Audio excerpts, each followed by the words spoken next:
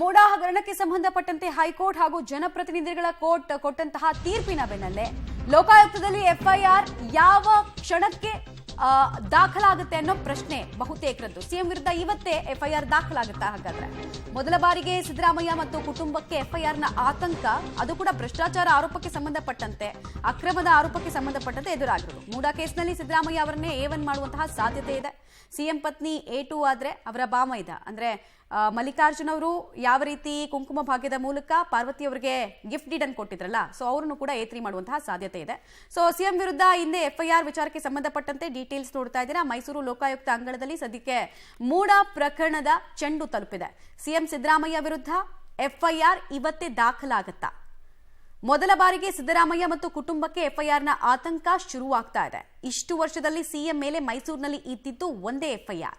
ಆದರೆ ಇದೇ ಮೊದಲ ಬಾರಿಗೆ ಗುರುತರ ಆರೋಪ, ಭ್ರಷ್ಟಾಚಾರದಂತಹ ಆರೋಪ, ತಮ್ಮ ಅಧಿಕಾರವನ್ನು ದುರ್ಬಳಕೆ ಮಾಡಿಕೊಂಡಂತಹ ಆರೋಪದ ಮೇಲೆ ಎಫ್ಐಆರ್ ದಾಖಲಾಗ್ತಾ ಇದೆ. ಸಿಎಂ ಪತ್ನಿ ಹಾಗೂ ಪುತ್ರನ ಮೇಲೂ ಕೂಡ ಮೊದಲ ಎಫ್ಐಆರ್ ದಾಖಲಾಗುತ್ತೆ. ಅವರನ್ನು ಕೂಡ ಅಕ್ಯೂಸ್ಡ್ಗಳಾಗಿ ಸಹಜವಾಗಿ ಮಾಡಲಾಗುತ್ತೆ. ಕೋರ್ಟ್ ಆದೇಶದ ಪ್ರತಿ ಸಿಕ್ಕ ತಕ್ಷಣ ಎಫ್ಐಆರ್ ದಾಖಲಿಸಿಕೊಳ್ಳೋದಕ್ಕೆ ಅಧಿಕಾರಿಗಳು ಮುಂದಾಗ್ತಾ ಇದ್ದಾರೆ. ಮಧ್ಯಾಹ್ನ ಲೋಕಾಯುಕ್ತ SP ಅವರ ನೇತೃತ್ವದಲ್ಲಿ ಈ ಕುರಿತು ಕಾನೂನು ತಜ್ಞರ ಜೊತೆಗೆ ಸಲಹೆಯನ್ನ ಪಡೆಯಲಿಕ್ಕೆ ಪೂರ್ವ ತಯಾರಿಯನ್ನ ಕೂಡ ಮಾಡಿಕೊಳ್ತಾ ಇದ್ದಾರೆ ಲೋಕಾಯುಕ್ತ ಅಧಿಕಾರಿಗಳು. ದೂರಿನಲ್ಲಿ ಸಿಎಂ ಸಿದ್ದರಾಮಯ್ಯ ಅವರ ಹೆಸರೇ ಮೊದಲು ಬರುತ್ತೆ. ಹೀಗಾಗಿ ಮೂಡಾ ಕೇಸ್ನಲ್ಲಿ ಸಿದ್ದರಾಮಯ್ಯ ಅವರೇ ಅಕ್ಯೂಸ್ ನಂಬರ್ 1 A1 ಆಗುವಂತಹ ಸಾಧ್ಯತೆ ಇದೆ. ಸಿಎಂ ಪತ್ನಿ A2 ಹಾಗೂ ಸಿಎಂ ಬಾಮೈದ ಮಲ್ಲಿಕಾರ್ಜುನ್ A3 ಆಗುವಂತಹ ಸಾಧ್ಯತೆ ಇದೆ. ಸಿಎಂ ವಿರುದ್ಧ ಎಫ್ಐಆರ್ ವಿಚಾರಕ್ಕೆ ಸಂಬಂಧಪಟ್ಟಂತ ಮಾಹಿತಿ ಇದು. ಡೀಟೇಲ್ಸ್ ಕೊಡ್ತಾರೆ KP ನಾಗರಾಜ್, ನೇರ ಸಂಪರ್ಕದಲ್ಲಿ ಜಾಯ್ನ್ ಆಗ್ತಾರೆ. KP ನಾಗರಾಜ್, ಲೋಕಾಯುಕ್ತದಲ್ಲಿ ಎಫ್ಐಆರ್ ಯಾವಾಗ ಅನ್ನೋ ಪ್ರಶ್ನೆ ಇತ್ತು, ಆ ಪ್ರಶ್ನೆಗೆ ಉತ್ತರ ಏನ್ ಸಿಗ್ತಾ ಇದೆ? ಇವತ್ತೇ ಎಫ್ಐಆರ್ ದಾಖಲಾಗುವಂತಹ ಸಾಧ್ಯತೆ ಎಷ್ಟರ ಮಟ್ಟಿಗಿದೆ? ಮಮತಾ, ಬಹುತೇಕ ಇವತ್ತೇ ಸಿಎಂ ಹಾಗೂ ಸಿಎಂ ಪತ್ನಿಯ ವಿರುದ್ಧ ಎಫ್ಐಆರ್ ದಾಖಲಾಗುವಂಥದ್ದು ಬಹುತೇಕ ನಿಶ್ಚಿತ. ಯಾಕಂದರೆ ಇವತ್ತು ಮಧ್ಯಾಹ್ನದ ಒಳಗಡೆ ಲೋಕಾಯುಕ್ತದವರಿಗೆ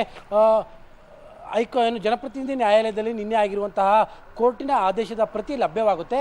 ಆ ಪ್ರತಿಯನ್ನು ಪಡೆದುಕೊಂಡ ನಂತರದಲ್ಲಿ ಅಧಿಕೃತವಾಗಿ ಇವತ್ತು ಎಫ್ಐಆರ್ ಅನ್ನು ಮಾಡುವಂಥದ್ದು ಬಹುತೇಕ ಸ್ಪಷ್ಟವಾಗಿ ಕಂಡು ಬರ್ತಾ ಇದೆ. ಏನಂದರೆ ಈಗಾಗಲೇ ದೂರುದಾರ ಸ್ನೇಹಮಯಿ ಕೃಷ್ಣ ಅವರು ಕೂಡ ಸ್ಪಷ್ಟಪಡಿಸಿದ್ದಾರೆ, ತನ್ನ ಕೈಗೂ ಕೂಡ ಒಂದು ಆದೇಶದ ಪ್ರತಿ ಬರುತ್ತೆ, ಅದನ್ನು ಕೂಡ ನಾನು ತಲುಪಿಸಿ ಇವತ್ತೇ ಎಫ್ಐಆರ್ ಮಾಡಿಸ್ತೀನಿ ಅಂತ. ಯಾಕಂದರೆ ನ್ಯಾಯಾಲಯ ಸ್ಪಷ್ಟವಾಗಿ ಹೇಳಿದೆ, ನಿನ್ನೆ ಅಂದರೆ ನ್ಯಾಯಾಲಯದ ಲೆಕ್ಕದಲ್ಲಿ ನಿನ್ನೆಯಿಂದ 3 ತಿಂಗಳ ಒಳಗಡೆಗಾಗಿ ಈ ಕೇಸನ್ನು ಕಂಪ್ಲೀಟ್ ಮಾಡಬೇಕು.